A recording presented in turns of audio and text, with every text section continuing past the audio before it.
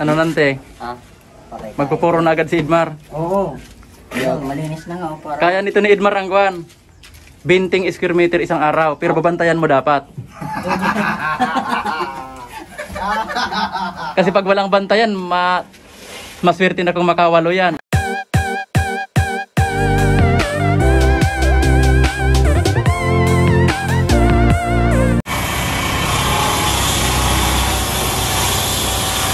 Yan, maganda yung panahon ngayon mga kabayan. Mainit. Kaya tinutuloy na ni Idmar yung palitada dito. Yan, tapos yung mga nagpupurma naman sa taas, tuloy-tuloy na rin yan.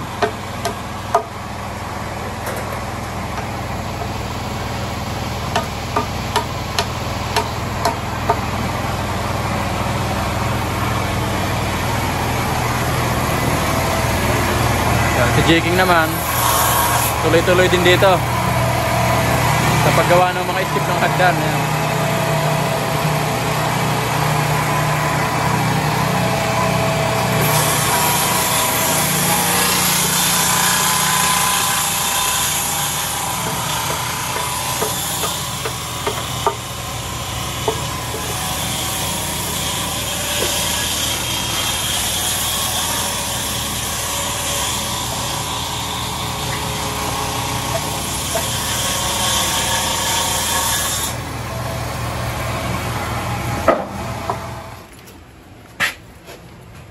Anong ginagawa mo na naman sa pusa, Oreo?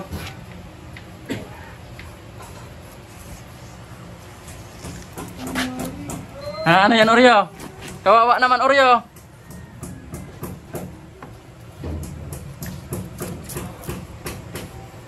Yan o, nilalaro ni Oreo yung pusa.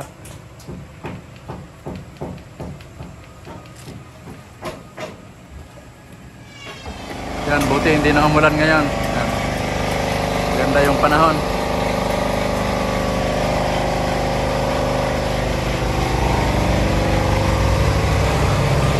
Yan, tapos na rin ni Idmar to. Isang yan.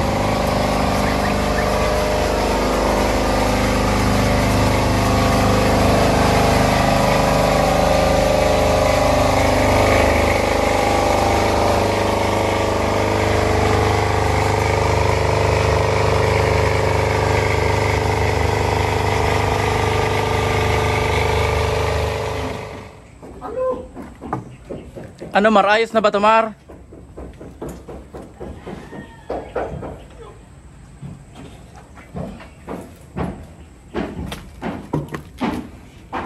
Ano, Jake? Makakompleto na ba natin yung sa 3 unit? Kulang pa? Kulang pa. Tagdadalawa. Tigda 2 step. Baka makakapili pa dito.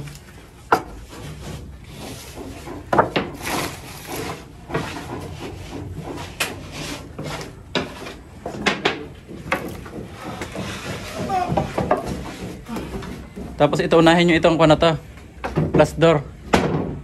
Yan, may i-extrahan kasi kami sa Lunes. Yan, dalawang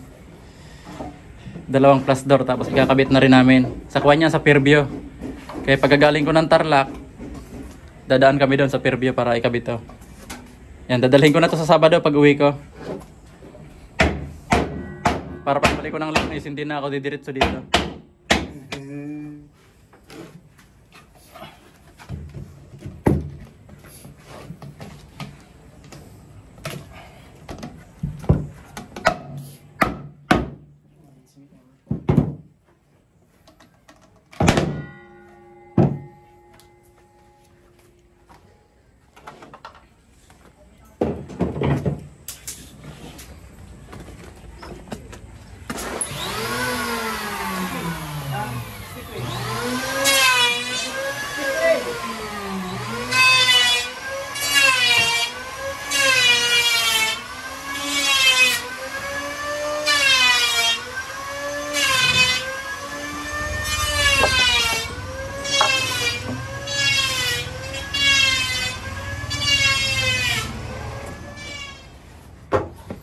Yan, dito naman sa taas, ganoon pa rin.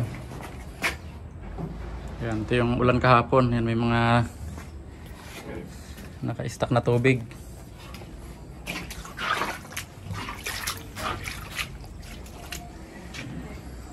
Nandito okay na to. Bubuhusan na lang yan ngayon para bukas. Pipistuhan ko na to ng mason. Papalitadahan ko na to. Sana hindi umulan bukas. Tapos yung ibang karpintero dito, ililipat ko na sa Cavite. Yan, mag-uumpisa na rin kami doon. Ano, Loy? Gusto mo sa Cavite, Loy? Dito muna. Ha? O, sila ka na muna. Ano, kay sa Cavite ka na muna, ke? Pag-isipan ko muna, para nagdadalawa isip ako. Malayo kasi yun. Asan na si Rinante? Tatago. Ipipisto rin natin sa kuan. Ididestino natin sa Cavite. Tano, may service yun. Rinante! Rinante! Ano, sa Cavite ka bukas?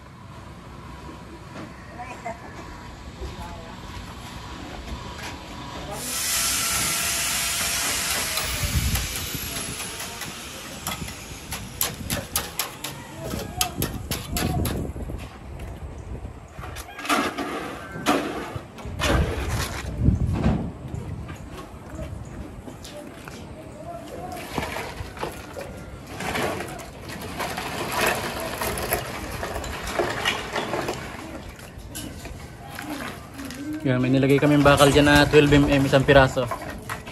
Yan, tapos yung lalim nito 10 cm. Yan, ganyan yung mga buhos namin sa ibabaw ng mga division dito sa mga kwarto. Yan.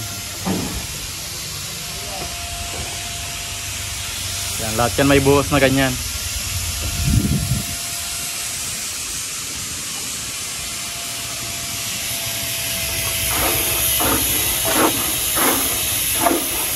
Para bukas gwilo na yung dalawang mason dito. Yan, ito ang ipapauna ko.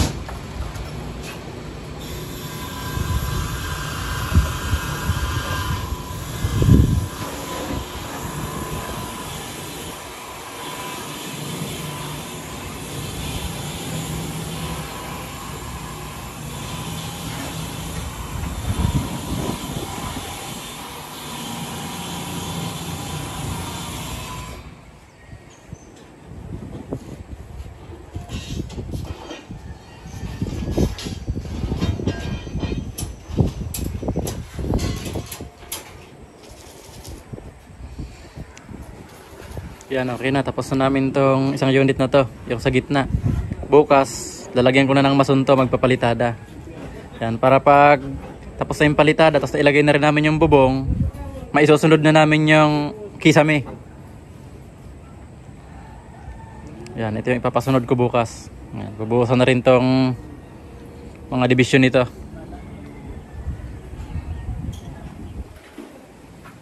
Yan, yung doon sa kabila, mabubuhusan na yung kalahati. May purma na ngayon.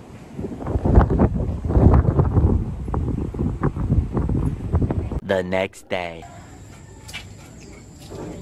Yan, papatanggal ko na to. Ito yung papalitadahan ko ngayon. Saka ito, isang mason. Tapos dito naman, isang mason dito. Ito dyan. Tapos dito naman, isang mason naman dito. Hanggang dito na yan. Yan, ito yung binuusang kahapon. Tigas na yan. Papatanggal ko na yung mga purma na yan para ilipat dito sa isang unit. Yan. Ito naman yung pupurmahan.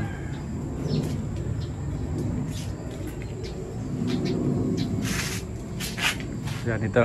Pwede na rin palitadahan to. Tapos ipapasunod ko yung mga beam na yan para maisunod rin yung kisame pag nalagyan na ng bubong.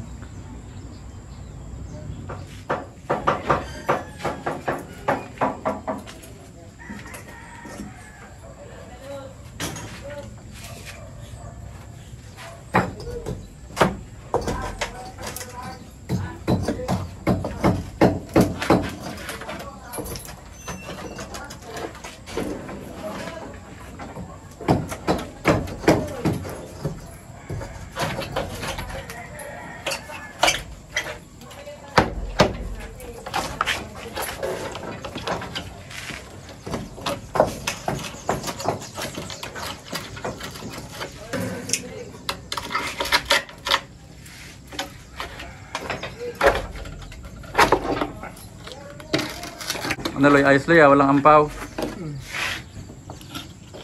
Alam mo kaya eh.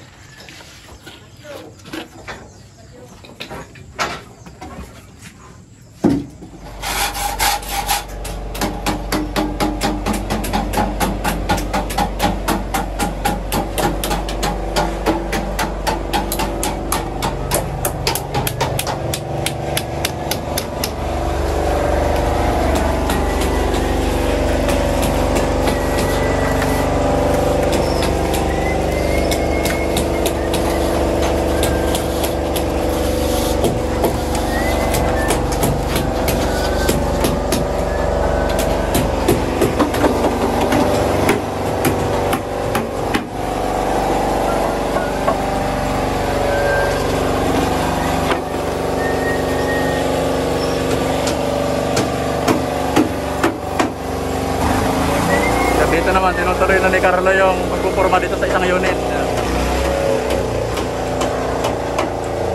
Para ito naman yung sunod na mapalitadahan.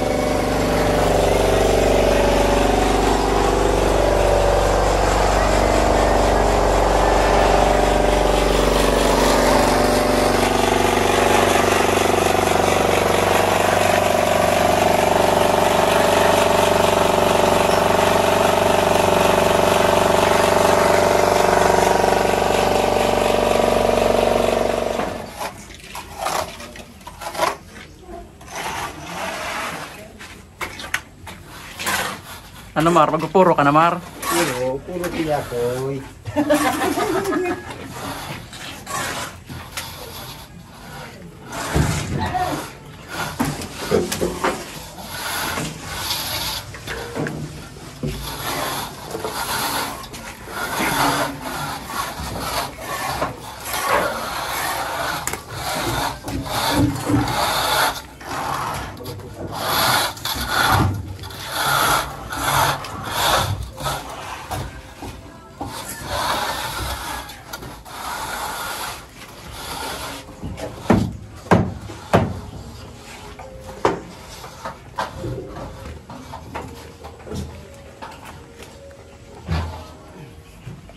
Ano nante? Ha?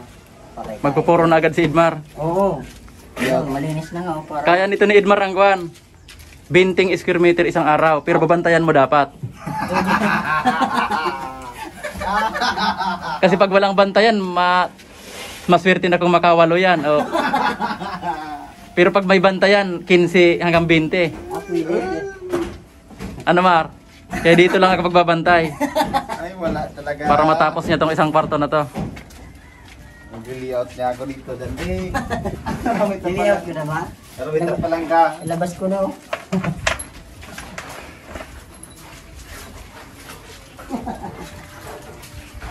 Pag may bay. Malupit to si Idmar eh.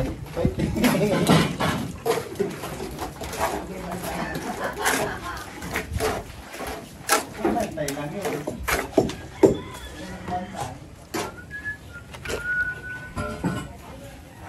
Yan, dito naman sa kabila, nabuhusan na yan. Yan, okay na yan.